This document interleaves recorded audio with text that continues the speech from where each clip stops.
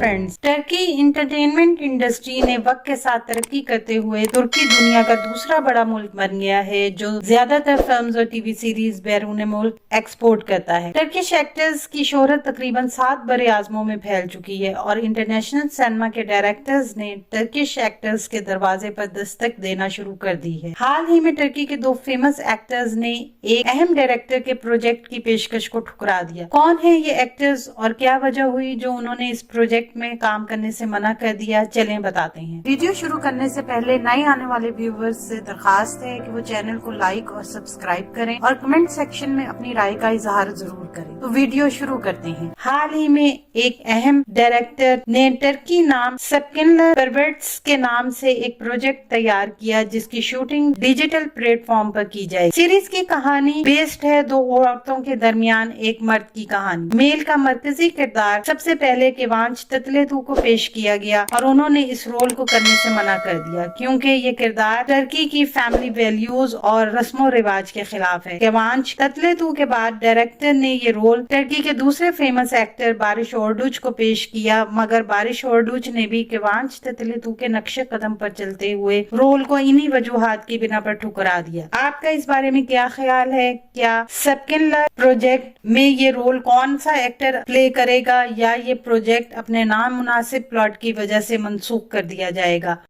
आने वाले दिनों में अपने पसंदीदा ड्रामों की मजीद मालूमात के लिए हमारे चैनल को लाइक करें, शेयर करें और सब्सक्राइब करना ना भूलें। शुक्रिया।